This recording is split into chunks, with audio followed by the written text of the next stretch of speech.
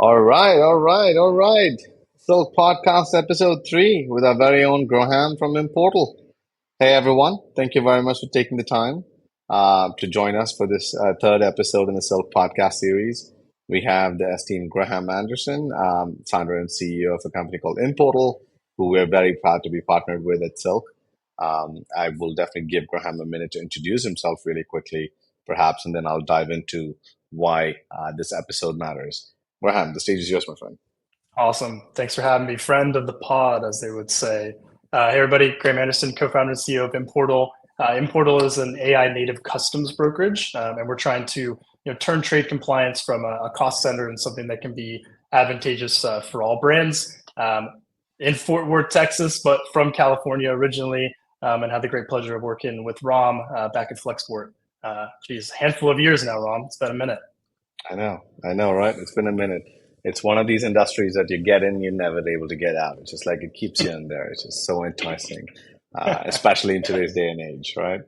Yeah, it's exciting. Um, yeah, absolutely.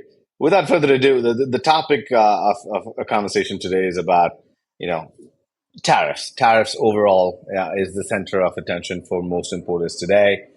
They can be margin killers. Misclassifications can cost you dearly. Sometimes even the reputation of your brand as as an importer with customs. And frankly, compliance. There's a wake up call for everybody in the compliance business. For the longest time, compliance was a cost center, and today we're starting to realize that hey, it's more than that. Like it's probably very existential for your survival and can also be a competitive advantage amongst your competitors in the market. So in today's episode, we're going to try and cover three broad topics. We're going to try to do about 10 to 15 minutes or so of freewheel conversation that, Graham out in the field. I talk to a lot of importers. We're going to try to exchange stories, war stories, good stuff, good, bad, and the ugly on three broad topics. First one is duties. I don't think any brand today in America would say they're overpaying on duties. I think that would be the understatement of the year if I were to say that they were not. And obviously, the tariffs are playing or wreaking havoc in a lot of different importers' lives at this point. But why is it important to kind of classify your products accurately? Why is that essentially starting to be the topic of conversation and how brands have lost one and talk about best practices there? So that's topic number one. Topic number two, we're going to talk about Section 321. This was the famous de minimis rule that allowed products to come into America that were valued at less than $800. And we're going to talk about how CBP, Customs and Border Patrol, is starting to crack down on that and how that's essentially starting to minimize abuse and bring imports into the mainstream oversight of CBP. And that brings me to the last point, which essentially is the increased scrutiny from CBP in Q1 25. The things that we're hearing from the market, the things that we're hearing from our from customs officers on the various things they're starting to look into. It's just not anymore about, hey, are you filing your filings on time? It's also about they're putting a lot more effort into quality. And in the age of AI, how this is essentially something that you can't really take quite lightly. So those are the three broad topics we're going to cover. Feel free to jump in and drop us questions, or obviously after the show, we'll be posting, this for live on LinkedIn. We'll definitely continue to monitor the comments for questions and try to be as prudent in answering them as quickly as possible. So with that, the first one, the margin leak that no one talks about. Most brands today are looking at landed costs as essentially something that you track after the fact. That is when you've received all the invoices from your suppliers and your forwarders, your custom brokers, and everything. And that's essentially looking the rear view mirror, trying to control how the road ahead looks at you. And that's essentially, maybe it worked 5 years ago. It doesn't work anymore. Graham, why don't you kind of jump in and share your perspective on how you've seen the world evolve since you've been in as a broker and essentially founding Importal as well. Yeah, totally. So I would say, really in the past 4 years or so, tariffs were always really established at the time that a product was made, right? So as soon as a product has been made, you should be able to come to a reasonable conclusion of what is the duty rates for this product? What are my landed costs for the next quarter as I'm planning shipping with my freight forwarder? But I think what changed recently, especially since April, is now there was this kind of export dates and import date component to it, where you could catch yourself finding, maybe I calculated it correctly at the time of product creation, but that may have changed. So I would just say that you still need to be coming to that reasonable calculation at the time of, let's call it, product creation, export, but it doesn't stop there, right? You should really be monitoring, the news, talking with your forwarder, your customs broker, to ensure that any sort of landed costs that you calculated are not impacted by any net new changes in the market, right? So, coming up in July, we have some of these tariff pauses for countries that got hit with reciprocals that is coming to an end. So, if you have goods on the water right now and you made a calculation, you really need to be running a good, better, best scenario to understand, okay, when my cargo arrives, how am I going to react? Do I have a good understanding of what that that cost is going to be? Yeah, that actually brings a very important point, right? Like, we were talking about this earlier. A lot of importers that we work with together, right? We move the cargo, you guys clear customs for them. Um, you could be staring down the barrel of something that might be leaving from a Southeast Asian country or India for now, for that matter. Let's say the cost of goods was $100,000 in the container. And unless the tariffs essentially are either extended or there's a trade deal in place by July 9th, by the time the product comes here, it could be about 75 to 100% more expensive. So that could essentially be a landed cost of $200,000. That's a lot of money. You need to forecast cash flows. You need to be able to hold it. This isn't something you can take very lightly. Curious on what you're hearing from customers about, quick solutions they have, or essentially, backups in case they're stuck with something that's already on the water and you might be staring down the barrel at something that's going to cost them twice as much. Yeah, I mean, I think the most obvious one that everybody's kind of gravitated towards in 2025, there's limited space, but it is the bonded warehouse starting to file what is called a Type 21 warehouse entry, to where the goods, you don't have to pay duties on the goods until they leave. And it's a real strategic advantage, especially for some B2C brands out there. You bring your cargo in, let's say July 8th, tariffs are impacting July 9th. As your customers are buying your goods, they're checking out, you can start to bring those goods out of the warehouse with the taxes already been paid, right? You've already collected your revenue Yeah. from your customer, and now you're not stuck in the traditional. I owe customs on the 15th business day, but I don't sell out of inventory for 3 to 4 months later, if that.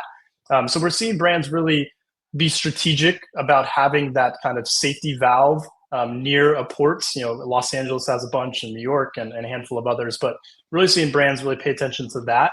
And then I would say secondarily, to kind of go back earlier in the supply chain, really paid attention to the material composition, the construction of the product, especially for apparel brands, right? Because one minor change in your product can result in the goods moving to a different part of the HTS book, therefore a different, duty rate. So Yeah. I think it's just compliance is becoming sexy, if you want to call it that. But there are Yeah. solutions out there to really, be strategic about, tariffs in general. Yeah. That brings me to a very important question that I have, right? I think it's almost cute today in the world of Chat GPT and Perplexity and all these other platforms. Duty engineering, it's a very funky term that's being thrown around. I don't think customs looks very, very, comfortably around it. They're not very happy to hear that term, but it's one of those cute terms that I see getting thrown around often. Examples of things like, hey, you literally go to Chat GPT and say, I make my shirt with, 40% cotton, 60% polyester, but, I do not want to pay the 32% duty. What suggestions would you give me? These are prompts I've seen being used. There's plenty of videos on YouTube where people are giving advice on this, which again is a whole different legal problem. But, coming up with ideas that, hey, you put a pocket on it, obviously the duty rates changes. What's your view on all of this? Now, obviously, as a customs broker, licensed customs broker, the best advice is for them to come to you, for them to sit with you, and you guys kind of work with them and give recommendations. But is it becoming easier for importers to be able to classify their products or at least get a sense for it? Yeah, I mean, I would say that AI has been a huge catalyst for being able to classify with ease, but there are real big complexities that exist in the classification systems. It's called the GRI, General Rules of Hmm. Interpretation. I encourage everybody to go look at it, but it's customs sets out a rule book and a playbook for how to classify a product. And it can get really complicated for certain things. As for example, left over right buttons and right over left buttons can, in some cases, determine sex or gender of the product. So you may be Ah, importing a woman's jacket with your buttons misconfigured, and customs may say, "Hey, look, you might be marketing this product as a woman's jacket, but in our eyes, based on the button construction and how it's it's looking, wow. it could be actually a different classification." So I think using ChatGPT and Perplexity is a great starting point. Um, but I've seen a lot of really crazy, hey, what about this idea where I just have to shoot it down, throw cold water on it.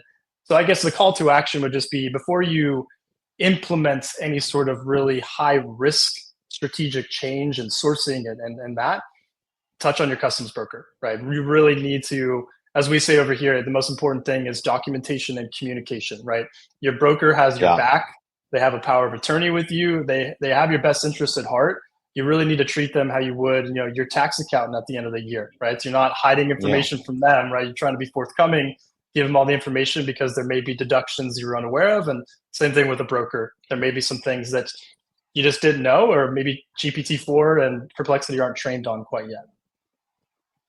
That makes a ton of sense, right? Like it is. Yeah, I couldn't disagree more. Like I recently, not recently, I think I've known this for a while, but it just suddenly dawned on me that technically, just like how tax filings work, and people can go on and use Intuit TurboTax and file their own taxes, legally speaking, an importer is allowed to file their own entries, but it's always recommended to go through a broker just for these reasons because. Again, I don't think anybody in this call would have guessed that, left over right buttons and right over left buttons can set you behind on duty tariff. That's very nuanced, and that's Totally. that's the expertise that you need to pay for. Totally. Yeah, and we actually It's see with larger importers, the point you made about self-filing, it actually becomes advantageous to kind of always have a third party be the one filing it. You may bring in a trade compliance team to manage that relationship, but the OpEx of doing customs internally, even for the largest companies in the world, can tend to be much more expensive than giving it to a customs broker to file. So makes a ton of sense, man. Maybe give us a war story. I know we were talking about this other incident where an importer was paying. This is obviously an advantageous situation where the importer realized for 2 years they'd been paying, whatever, 10, 20% tariffs or something along those lines. Tell us more about, how that came about. yeah, I mean, I think it's just a sickness in our industry in general. I think manufacturers, overseas manufacturers, have really gotten amazing at kind of the front office communication, really customer centric. Want to give you a tour of the factory, bring you in, and alongside that, they offer classifications as kind of a bonus points of that relationship. And that's where it all goes wrong. Your overseas vendor does not understand the complexities of US customs law. And if you're solely relying on them to classify your products, I guarantee you're leaving money on the table. Like, guarantee. Everybody that comes to us and says, my manufacturer classifies, we spend less than a day and are able to dig up thousands in refunds due to misclassification. That button shirt as an example, but I think also just not understanding if something is 50-50, let's say 50% polyester and 50% cotton, customs has a rule that says, hey, you pick the last classification available. So if you have two choices there, it's like, oh, you have to pick this one Mm, based on this ruling. Your manufacturer does not understand that. And if they do, then good for you. You're the one importer in the world who has that advantage. And I think on our side, kind of move over to mistakes that people are making outside of the manufacturer is not looking into some of the legacy tariffs that are not really in mainstream news. Anti-dumping and countervailing duties being like the ones that jump out at me immediately.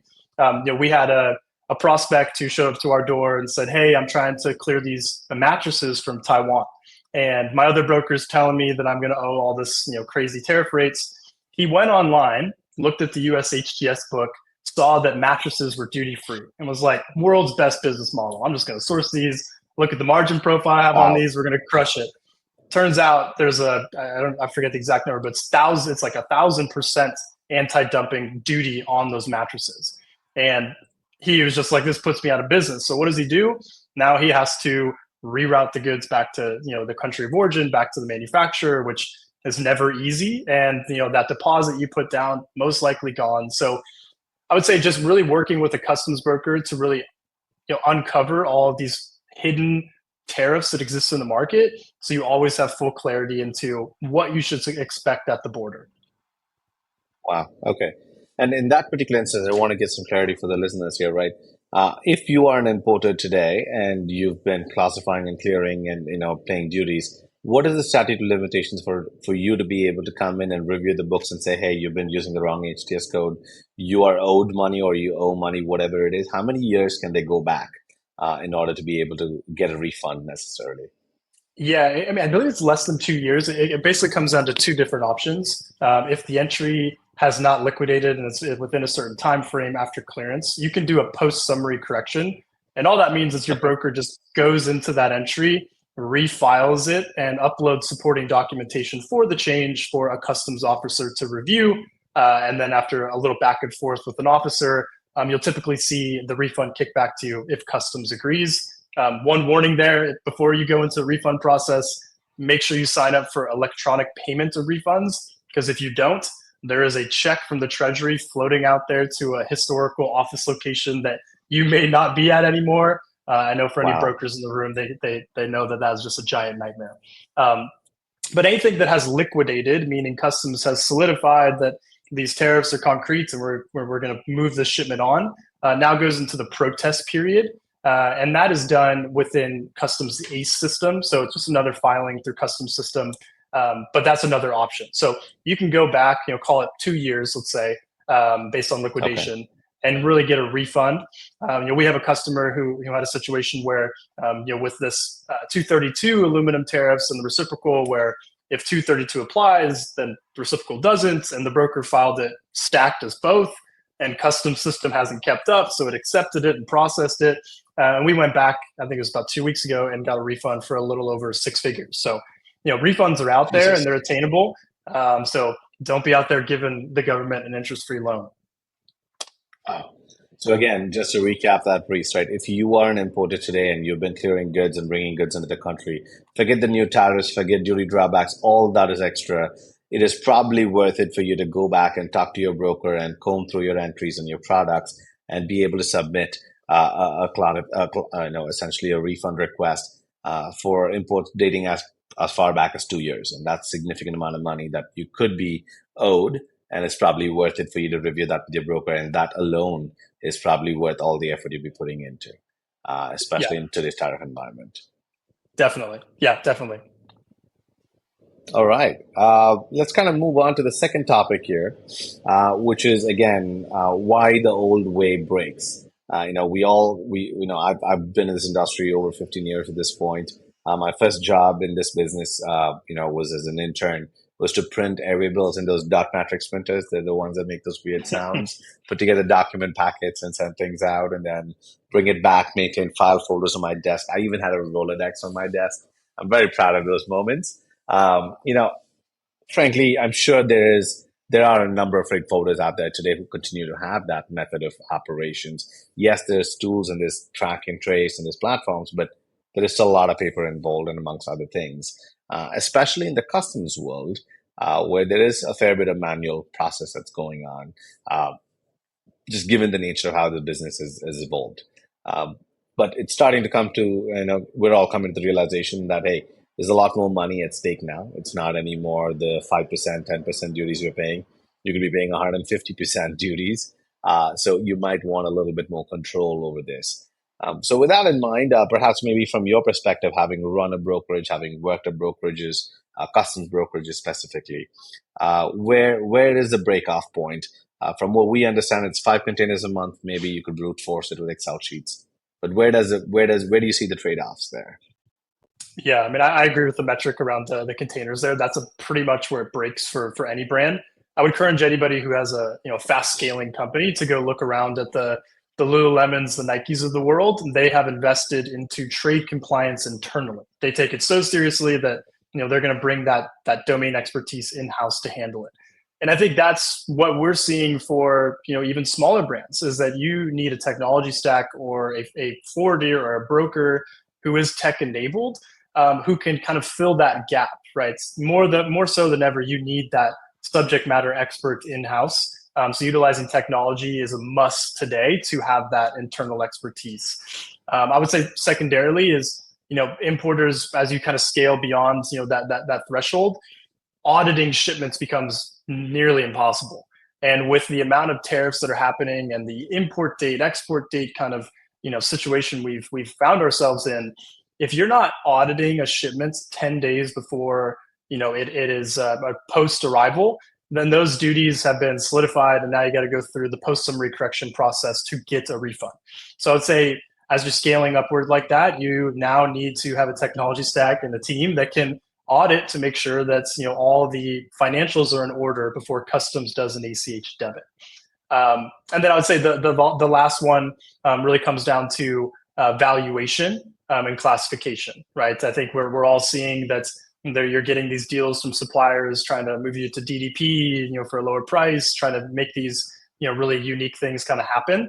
And I think what is more important than ever, and to clarify for the room, is that customs has you on the hook for 5 years after import. And that hasn't changed, but that is just a reality for brands, is that any real decision you make today to cut corners, you're going to completely forget about it. You're going to go to a high school graduation for your son or daughter 4 years from now, and you're going to get a note from customs saying, hey, that one import from 4 years ago, we're going to fine you for that. And it can be a crazy fine, right? Gross negligence and negligence penalties can end up being 2.5 to 4x the loss of revenue from customs. So to summarize, I think more so than ever, you really need to be able to have a tech stack and a team to be able to help you fill these gaps. And if not, you're going to pay the price down the road.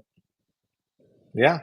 I mean, this isn't just playing boogeyman here, right? Like, just to kind of paint a picture on the timeline of events here, on an average shipment coming from a freight forwarder's perspective. Technically, if you're importing, let's call it ocean freight shipment into America, you file ISF 48 hours before departure from wherever the origin port is coming into the United States, the last international port. So that's 48 hours before departure is your first entry. Then essentially you get to the second place, which is, you can start filing the customs entry 5 days before arrival. Roughly around then is when you have the arrival notice. It's on AMS. You can go ahead, file entry. And what you're telling us now is that you need to review this 10 days after you've cleared it to make sure that the liquidation went through and everything is on track. Otherwise, you want to make corrections before that happens. Otherwise, it's a post-summary correction that can be more time consuming. And then again, they can go as far out as 4 years. Is that correct? 2 years. 2 years is the 2 years. Yeah, 2 years, the plus or minus around then. Yeah. No, that's for the correction that I can submit as an importer, but customs can come at to reviewing my file up to 4 years after the entry was made. Sorry, 5 years on that. Yeah, so even longer of a time horizon. Yeah, 5 years is the statute of limitations. And also can be extended if your broker hasn't terminated those records. So that's another important thing, is if you're a big company out there, your broker doesn't have to retain records and you don't after 5 years. So if you're holding on to those records and customs knocks on your door, you have to give it to them because they're available and it's the federal government. But if you don't have them, then it's past the statute of limitations and they move on. Wow. Okay. So again, this is not something that you get to, write in your little sticky notes and leave it on your monitor or try to remember things. You need more than even, a Google Gmail inbox and a Google Calendar necessarily. You want to have all your documents in one place. You want to have all your facts in one place, and you want to have a timeline of events that you're tracking through, especially if you're bringing in more than 5 containers a month. Now you just times that on every shipment.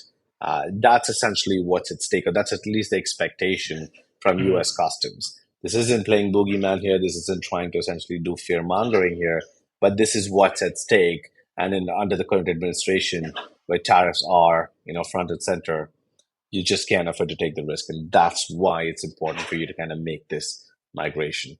So perhaps you could talk a little bit about the short-term gain, long-term pain. Is this what you kind of envision when you're talking about that necessarily?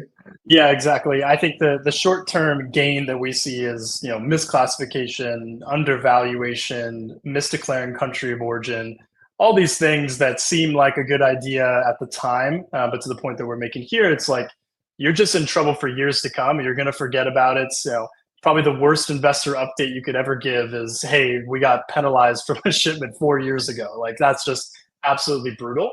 And I think especially on the misvaluation, just to paint a clear picture for people, when customs comes knocking around valuation, they want to see things like wire transfers and agreements on payment plans and stuff like that. So it's really not a, hey, I have a commercial invoice and it says $10,000. If there's a wire transfer for $20,000 in the back end, they're going to identify that there was an error, there was gross negligence applied, and you're going to get in some big trouble. Penalties, possible barring from being able to import in the future, which just breaks business models. So there is just, the opportunity seems great because these tariffs are really high, but we always want to be long term, playing the long game here, and not trying to do anything risky for a short term financial gain. Okay. Just again to recap that piece because I want that to sink in for people listening is, let's say you're bringing in imported merchandise worth, let's call it $50,000. It is very easy or very tempting to say, hey, no, this is only worth $10,000 and you clear it against $10,000. And then you have a second or third wire transfer going for $20,000 each to make up the $50,000 to the exporter in the country of origin. That essentially can be audited. That paper trail can be audited.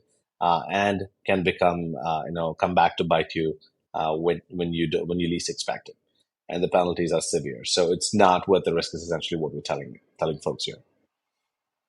100%. Yeah, it all starts with the classification, right? Maybe being smart about material composition, trying to be as forward thinking about how can I mitigate spend in a legal way. That's if I was to put that on a T-shirt, I would send it to everybody on this call. Fair enough, man. And just out of curiosity, what's your take or what's your perspective on the role of AI in auditing entries from at least from a customs perspective? Because again, there is this perception that it's a government entity, they only have limited resources and there's only so much they're auditing. But both you and I know from experience that things have gone really far, and there is a lot of technology being used.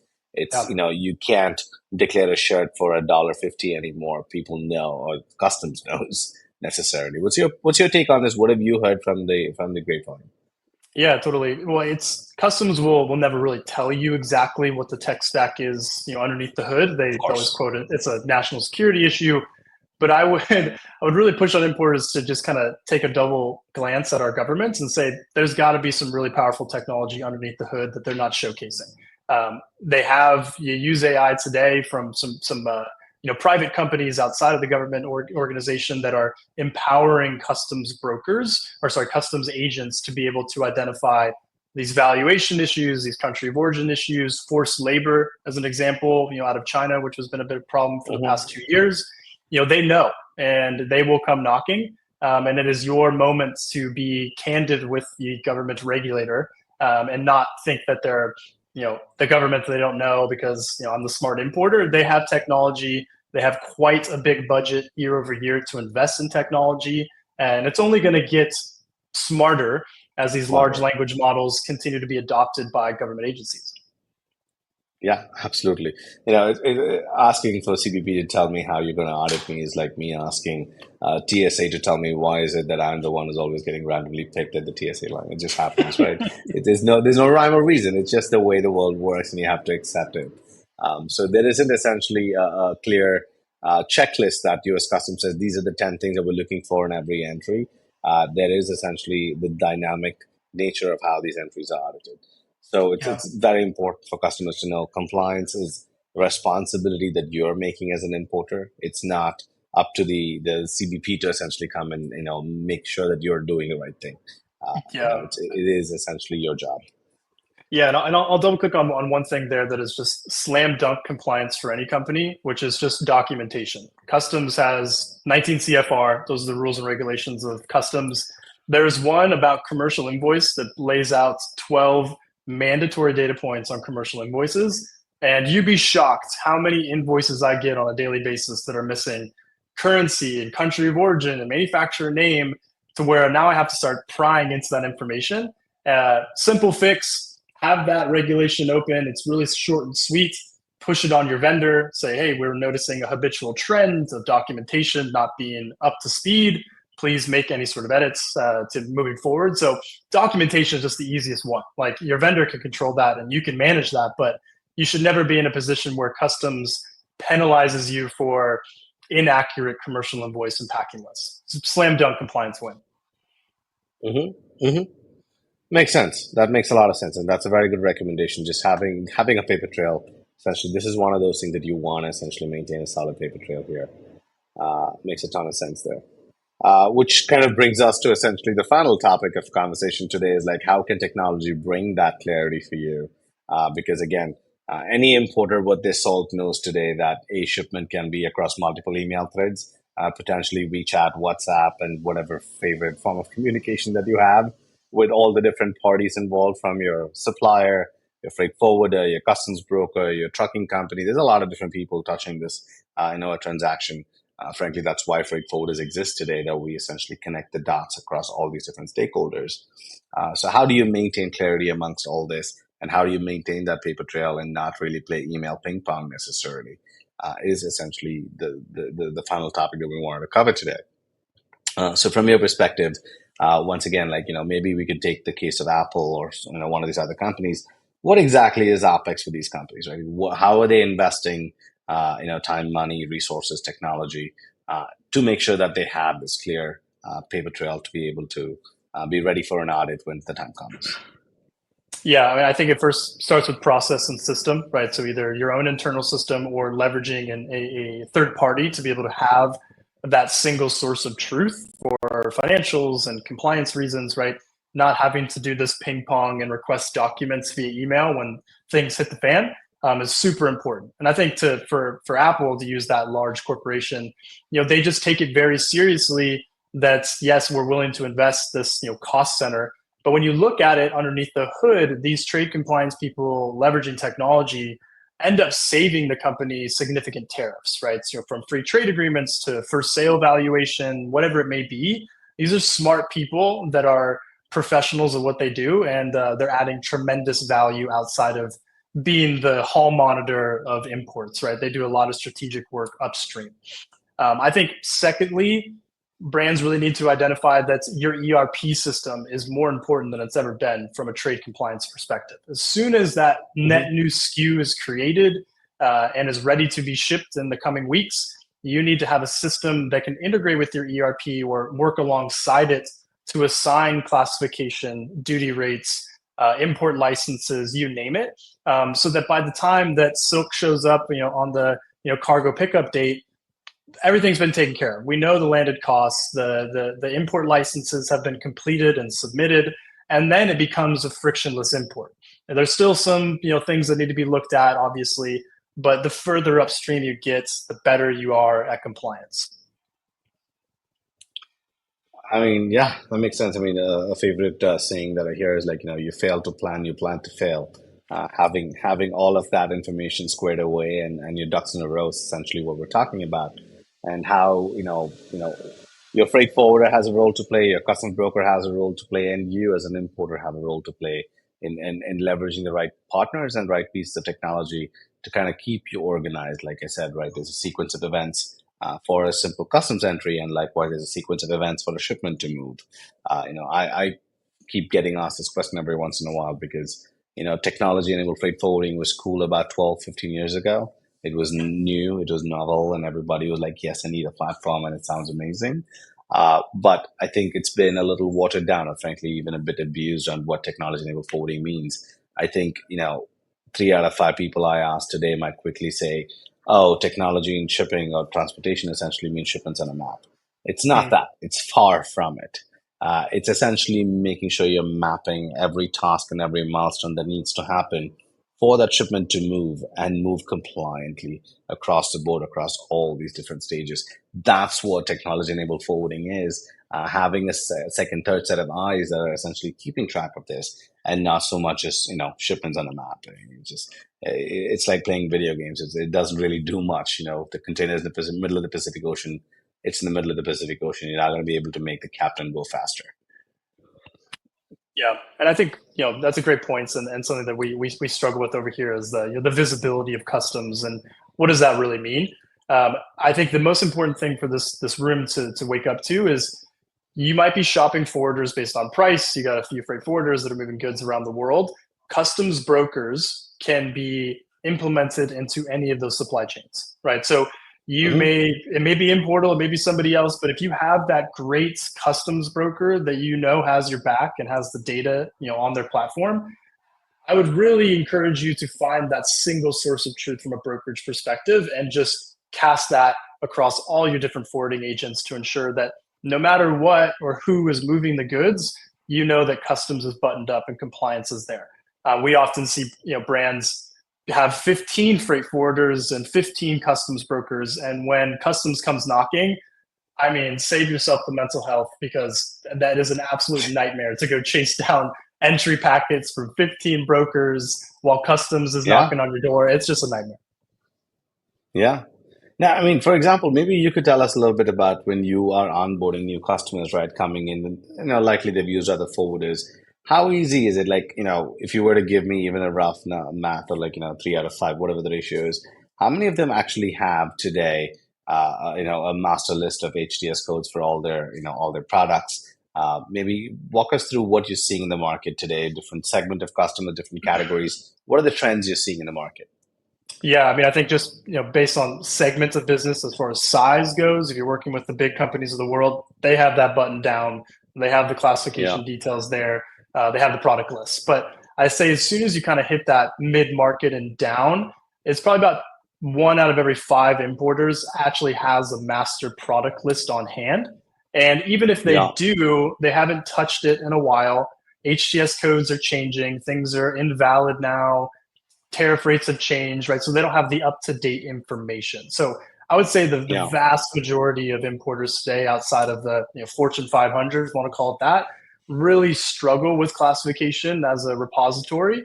And look, just be frank, like tariff rates weren't all that high historically. We grew up in a free trade economy, a lot of duty free and free trade agreements. So why would I really care all that much if it's duty free and I'm paying a few $100 in merchandise processing fee? But now, Yeah. the sober pill for the whole U.S. importing world is you got to be on top of this, because it is. I mean, it could only get worse from here. It could get better. I think we can't predict what's happening in the Oval Office, but prepare for the worst, and you'll come out on the other side looking pretty good.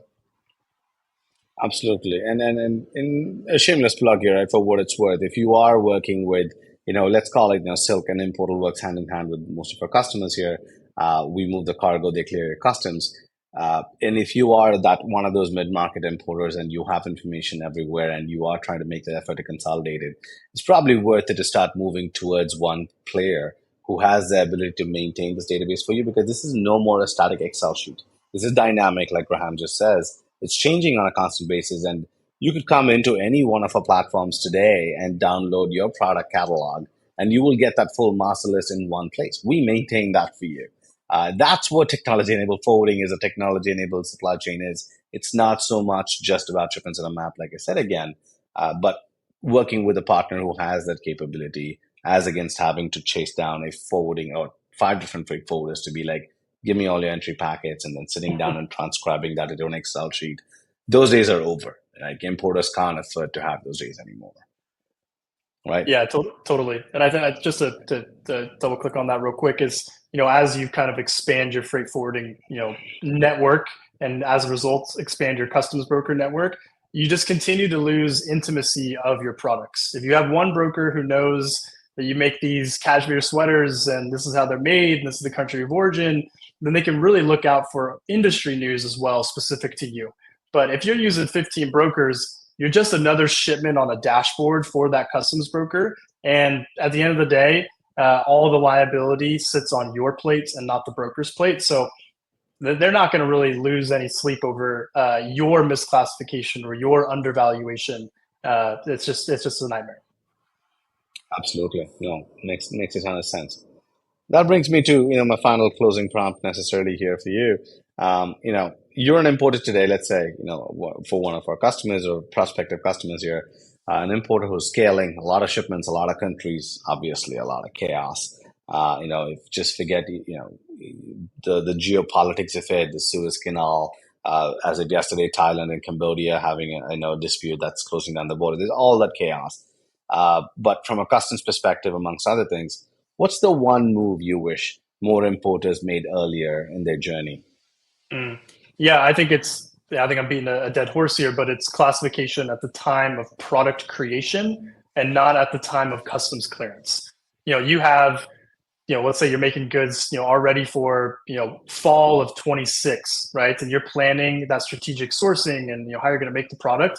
You need to bring in that broker. If you don't have that internal person, you need to bring them in because you're just going to pay a hefty price for not making smart purchasing decisions. So I would say that is the big one. Is classification is king, as our brokerage team loves to say, and just really not being afraid to ask questions. I find most importers think their broker, because customs is in the term, is like somehow directly in communication with customs 24/7 and is like, selling your trade secrets to customs underneath the hood. Is not the case. They have your back. They want to do the best for you, because if you grow, then guess what? They grow alongside you. So the incentives match up for them to be able to work alongside to enable you to make smarter decisions. So classification and leaning on your broker earlier are very important. Lovely. That makes a ton of sense. Now that brings us to a close. I'll very quickly walk through two customary slides that we have as part of every one of the podcasts, introducing what is Silq. Once again, if you already didn't know, Silq is a digital freight forwarder and an inspections service provider. We're one of a kind. There isn't another freight forwarder out there who offers an integrated inspection solution. Silq Pro is essentially the inspection service where we have high impact local teams in all the countries in Asia who effectively go to the factory to manage production, give you inspection reports, managing quality, compliance, and on-time performance on the factory floor. That brings us to essentially the service number two, which all those insights essentially lead us to help you plan your shipments more efficiently, consolidate those goods more efficiently, and deliver savings for you. And finally, the last piece, which is bringing all this together in one place, which is the Silq app, where the topics we covered with Graham, where customs essentially is also a module within that, where you're able to look at all your information in one place, be able to access them really quickly, regardless of the mode of transportation you use, full containers, LCL, and air freight, and the Silq exclusive product, which is the shared container load, which is where you're kind of in the middle awkward teenage phase where you're neither filling up a container and now you're ready to ship LCL because you don't like it. That's essentially where Silq really shines, where we're able to make a whole bunch of difference by bringing a lot more efficiency into your supply chain. So that's what we do. And with Graham in the room, I want to also talk about this offering that we essentially co-sponsor. We work together on with a number of importers today. It's the Silq Edge program, where we're working with importers who are dealing with the tariff chaos right now. If you're looking for new suppliers, we essentially offer factory audits, where our teams will go to the factory, walk through the factory, give you a very detailed report with a detailed background check. We call it the Silq Lens report, that goes through essentially their previous export history, their local government standing, amongst other things. This can be hugely impactful before you spend the time, resources flying over as an importer to look at a factory. You could use us as a first cursory check. And the second piece, which we work with Graham on, is the part we've been kind of beating again and again: tariff classifications, landed cost estimates. If you are essentially moving production from, let's call it China to a Thailand or one of the other countries, we can sit down with you and work with you on what the landed cost is going to be, what the tariff impact is going to be, have a true apples to apples comparison. And finally, coming on the Silq platform, regardless of whether you use us a forwarder or not, it's a free solution where you come in and you plug in essentially a bill of lading and you're able to track the shipment across port to port. And we're giving all that away as a welcome package for importers looking to overcome the challenges out there in the market today. With that, I'll probably give Graham a quick minute also to kind of share any more insights or any other offerings that might be helpful for importers today. Yeah, well, I'm just going to say that this is a fantastic offer that you should definitely take advantage of. We have one shared customer who utilized this plan and was able to strategically move goods out of China into another country for an upcoming shipment, and as a result, they saved over $90,000 in tariffs. So it is very important to really take advantage of this. Ram and his team, alongside our team, will take good care of you to ensure that you're getting the best of class service. And then secondly, the free shipment tracking, that is also an enabler of, if Silq is not your freight forwarder, we should be your customs broker for that shipments. Once again, single source of truth, having that repository in one place makes all the sense in the world. So outside of that, I think just a heads up in the industry, July is going to have some changes in tariffs. really start communicating any upcoming shipments to your forwarder, your broker, to have the confidence that you're going to ship and it's going to all work out. But outside of that, yeah, Ram, I appreciate the time. It's been awesome. Absolutely, man. So July 9th is the big day for the rest of the world, and we'll have to see what happens with them. And then right after that is Chinese. The China trade pause, the tariff pause also essentially comes up. I think it's August 11th. So we have a lot of interesting things coming in the market. If you're looking for more information, that's where you'll find us, Importal or Silq. Reach out to us. And thank you for everybody for taking the time to listen today. Thanks, everybody. All right.